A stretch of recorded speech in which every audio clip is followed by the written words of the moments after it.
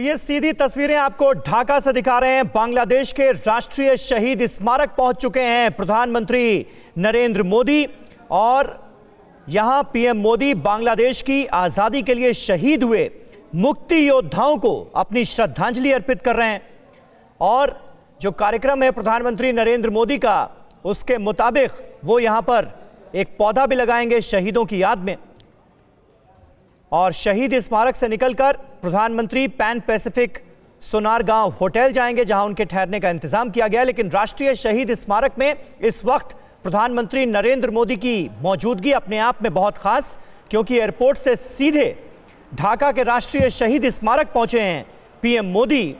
और यहां पर बांग्लादेश की आजादी के लिए शहीद हुए मुक्ति योद्धाओं को पीएम मोदी ने अपनी श्रद्धांजलि अर्पित की है। और शाम 4 बजे प्रधानमंत्री Narendra Modi national parade ground पहुंचेंगे, जहां पर एक बार फिर बांग्लादेश की पीएम शेख हसीना उनकी अगवानी करेंगी। लेकिन फिलहाल राष्ट्रीय शहीद स्मारक जो कि ढाका में मौजूद है, जहां पर बांग्लादेश की आजादी के लिए शहीद हुए जवानों को, जिन्हें मुक्ति योद्धा कहा जाता है, मुक्ति योद्धाओं को उन्होंने श्रद्धांजलि अर्पित की है। उनकी याद में यहां पर एक पौधा लगाया है। और उसके बाद अब राष्ट्रीय शहीद स्मारक से निकल चुके हैं प्रधानमंत्री नरेंद्र मोदी।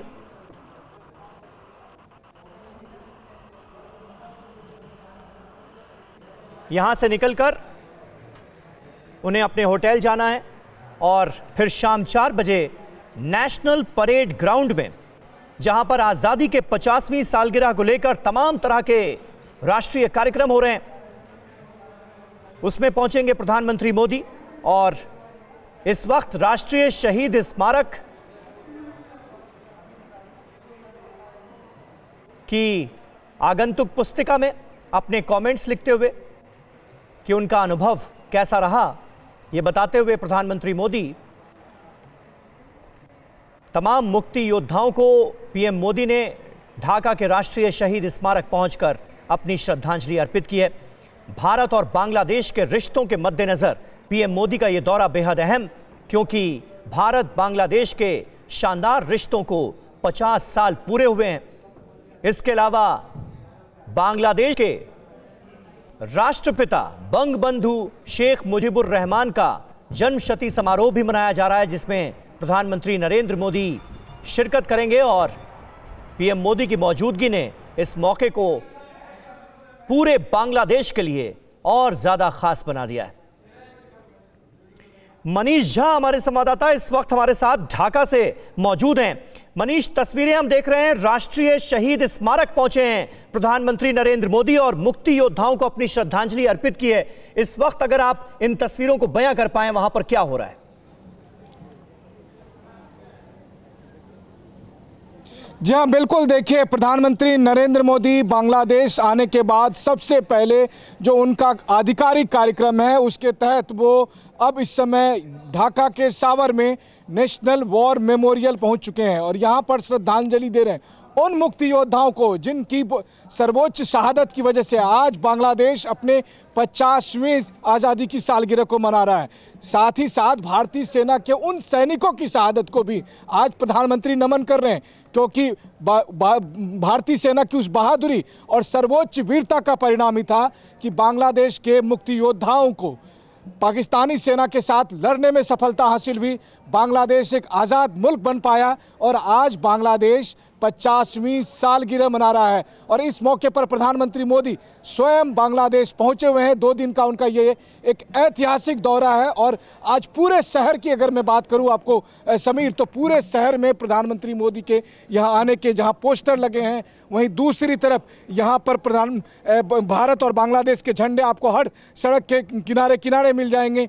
और इस पूरे शहर में इस बात को लेकर उत्साह है कि भारत के प्रधानमंत्री खास करके इस मौके पर यहाँ पर मौजूद हैं। और वाजिब है, हो भी क्यों ना, क्योंकि भारत और बांग्लादेश का ये एक सम्मिलित सफलता का परिणाम है जो हम देख रहे हैं। और अभी प्रधानमंत्री मोदी वॉर मेमोरियल में श्रद्धांजलि अर्पित कर रहे हैं और यहाँ से प्रधानमंत्री फिर जब वॉर मेमोरियल में श्रद्धांजलि अर्पित करने के बाद उन शहीदों की शहादत के सम्मान में एक पौधारोपण करेंगे और फिर विजिटर बुक पे अपना संदेश लिखने के बाद प्रधानमंत्री यहाँ से सीधे सोनार गांव के उस होटल में चले जाएंगे जहाँ पर प्रधानमंत्री ठहरने वाले हैं, जहाँ थोड़ी देर विश्राम के बाद प्रधानमंत्री वहाँ से फिर आज का जो राष्ट्रीय कार्यक्रम है उसमें हिस्सा लेने के लिए जाएंगे। तो अभी प्रधानमंत्री बांग्लादेश में ढाका में खास करके दो बहुत ही राष्ट्रीय स्तर के वार मेमोरियल यहाँ पर हैं।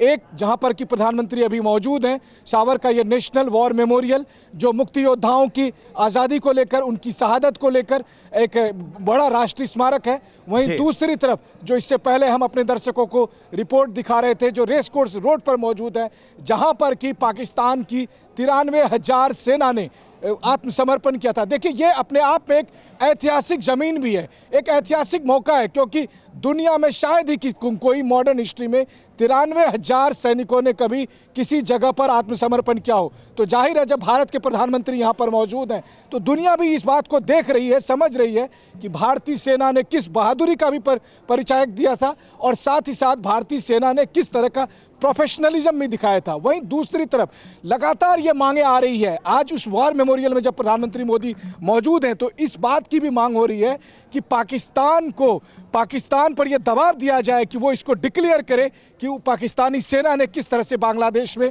नरसंहार किया था। 30 लाख से अधिक लोगों को मारा गया था। पाकिस्तानी सेना ने लाखों महिलाओं के साथ बलात्कार किया, बर्बरता की हर उस हदों को पार किया था जिसको लेकर अब नाजी सेना तक शर्मा जाए। तो आज जब प्रधानमंत्री मोदी यहाँ पर मौजूद हैं तो भारतीय सेना की उस वीरता को भी नमन है, भारतीय सेना के उस पराक्रम और प्रोफेशनलिज्म को भी नमन है कि जब उसके सामने में 93,000 पाकिस्तानी सैनिक मौजूद थे और तब भी आत्मसमर्पण करने के बाद एक सेना भाव से उन सैनिकों को सुरक्षित जाने दिया गया था और इसकी बहुत चर्चा थी। तो आज जब भारत के प्रधानमंत्री बांग्लादेश में ढाका में उस शहीद स्मारक पर मौजूद हैं जहां मुक्ति योद्धाओं ने अपने देश की आज़ादी के लिए सर्वोच्च बलिदान दिया था, जब प्रधानमंत्री उसे नमन कर रहे हैं, यहाँ पर श्रद्धांजलि दे रहे हैं, यहाँ उनकी वीरता के सम्मान में एक पौधारोपण करेंगे, उस समय बात इसकी भी आएगी कि किस तरीके से भारतीय सेना ने मुक्ति योद्धाओं को पहले तैयार किया। तमाम तरह की सैकड़ों हजारों कहानियां हैं इस बात को लेकर कि कम रिसोर्सेस वाले मुक्ति योद्धाओं को तैयार करना, उनको ट्रेनिंग देना, उनको पाकिस्तानी सेना के भारी भरकम हथियार से और तोप और टैंक से लड़ने सिखाना। और ऐसा नहीं है कि इसमें भारतीय सेना को सर्वोच्च शहादत नहीं देनी पड़ी थी, सर्वोच्च बलिदान नहीं देना पड़ा था।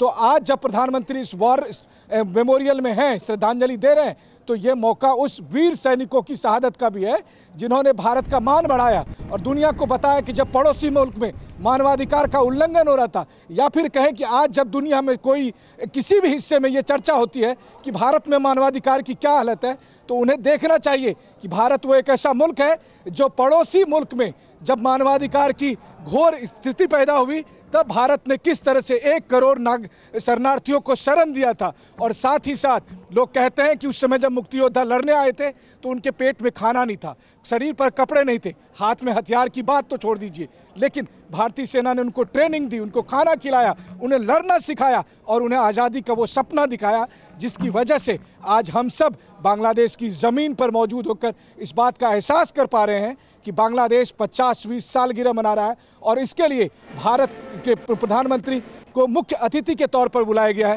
क्योंकि बांग्लादेश के 16 करोड़ आबादी को भी ये लगता है कि सबसे बड़ी सहायता, सबसे बड़ी मदद, सबसे बड़ा आभार तो भारत का है, भारत की सेना का है, भारत के लोगों का है, जिनकी वजह से आज बांग्लादेश ये दिन देख रहा है। लेकिन इसके बावजूद भारत भी इस बात को समझता है कि बांग्लादेश से उसके रिश्ते कितने महत्वपूर्ण हैं। बांग्लादेश और भारत किस तरह से सहयोगी मुल्क होकर दुनिया को ये बता रहा है कि ऐसा नहीं है कि देश का बंटवारा धर्म पर होना उचित होता, क्योंकि अगर धर्म के आधार पर बंटवारा सही होता तो शायद पाकिस्तान के 2 टुकड़े नहीं होते, बल्कि भारत और बांग्लादेश की उस सांस्कृतिक परंपरा के अभी कई सारे प्रधानमंत्री के तमाम कार्यक्रम जो आप देखेंगे, अभी तो बस शुरुआत हुई है प्रधानमंत्री के पहले आधिकारिक कार्यक्रम। बिल्कुल, और बांग्लादेश जो है वो ये जश्न किस तरह से मनाता हुआ नजर आ रहा है। मनीष, जरा हमें ये बताएं, क्योंकि आप तो पिछले कई दिनों से वहां पर मौजूद हैं और प्रधानमंत्री नरेंद्र मोदी के इस दौरे को लेकर गजब का एक्साइटमेंट बांग्लादेश के आम लोगों में भी नजर आ रहा था। तो आपने खुद क्या महसूस किया, आपका पर्सनल एक्सपीरियंस कैसा रहा?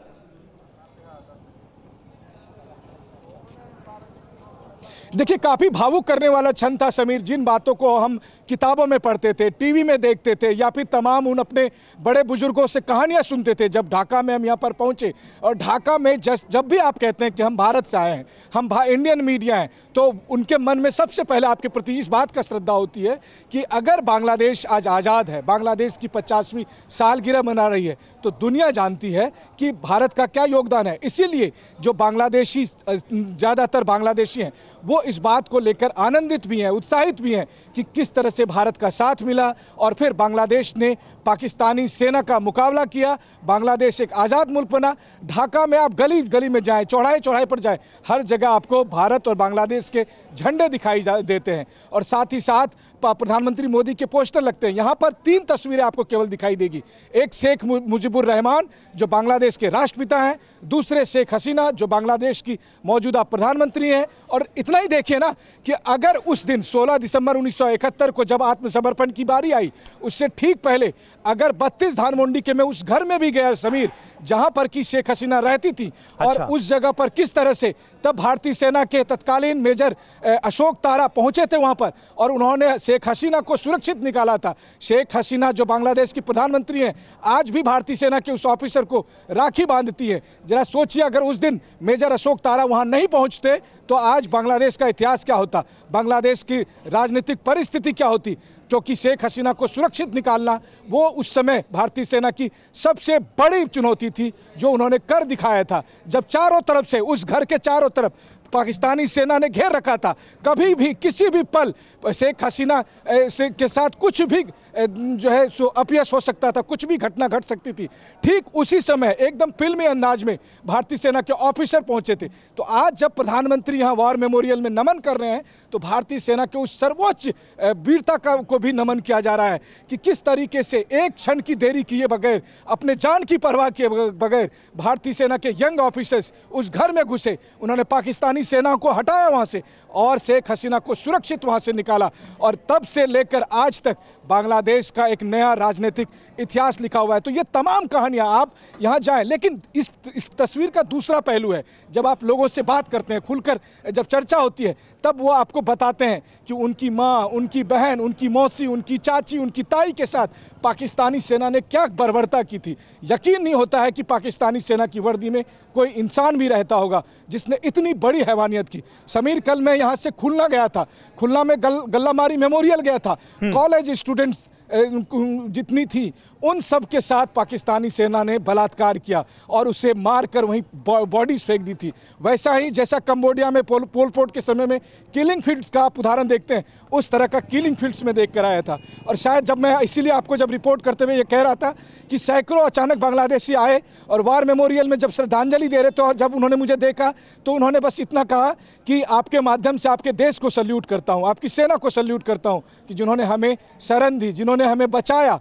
तो इस तरह का माहौल है अभी जहां पर मैं खड़ा हूं। देखिए, यहाँ ठीक प्रधानमंत्री अंदर में हैं और इस जगह पर अब यहाँ रास्ता बंद कर दिया गया है, क्योंकि एक बड़ी चुनौती यहाँ पर इस बात को लेकर भी थी कि प्रधानमंत्री मोदी की सुरक्षा में कहीं से भी कोई चूक ना हो, और इसलिए पूरे शहर को किले के तौर पर तब्दील किया गया है। प्रधानमंत्री का काफिला जिस होकर गुजरेगा उसके चारों तरफ इस तरह से रोड सब ब्लॉक किए गए हैं, पूरा सिटी लगभग समझिए खाली है। जिस बांग्लादेश के ढाका के सड़कों पर अक्सर जाम रहता है, आज मैं ढाका से जब निकल रहा था इस वॉर मेमोरियल के लिए तो लगातार इस तरह से सन्नाटा पसरा होता। हाँ, ये बात सच है कि बहुत सारे लोगों को जरूरी काम करने के लिए भी आना जाना पड़ रहा है। आप देख रहे हैं कुछ लोग पैदल भी आ रहे हैं, लेकिन निश्चित तौर पर उन्हें भी पता है कि ये एक खास दिन है, एक खास मौका है, एक ऐतिहासिक मौका है, एक ऐसा मौका है जो भारत और बांग्लादेश कभी भूल नहीं सकता है। आखिर इसी के लिए तो इतना बलिदान दिया गया था।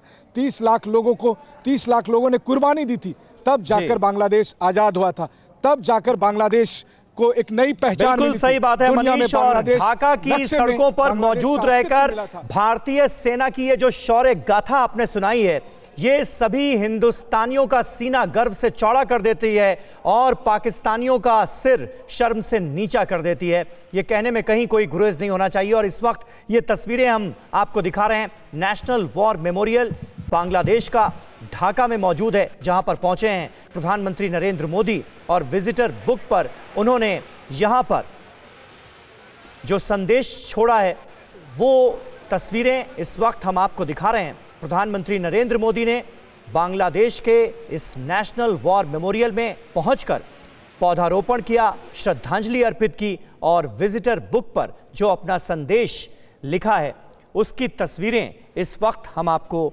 दिखा रहे हैं और डिटेल हम आपको थोड़ी देर में बताएंगे कि आखिर प्रधानमंत्री नरेंद्र मोदी ने क्या संदेश देने की कोशिश की है यहां पहुंचकर। लेकिन जिस तरह से बांग्लादेश की आजादी के लिए शहीद हुए मुक्ति योद्धाओं को सबसे पहले पीएम मोदी ने श्रद्धांजलि अर्पित की और उसके बाद अपने प्रोग्राम को आगे बढ़ाया है, उसके जरिए मैसेज बिल्कुल साफ है, संदेश बिल्कुल साफ है और कहीं ना कहीं ये संदेश बिल्कुल साफ जाहिर करता है कि आज की तारीख में भी भारत और बांग्लादेश के रिश्ते कितने मजबूत, कितने प्रगाढ़ हैं। दो तस्वीरें इस वक्त आपके सामने हैं। प्रधानमंत्री नरेंद्र मोदी ने नेशनल वॉर मेमोरियल पर जाकर मुक्ति योद्धाओं को अपनी श्रद्धांजलि अर्पित की और उसके बाद वहां से निकलते हुए विजिटर बुक में अपना यह संदेश लिखा है।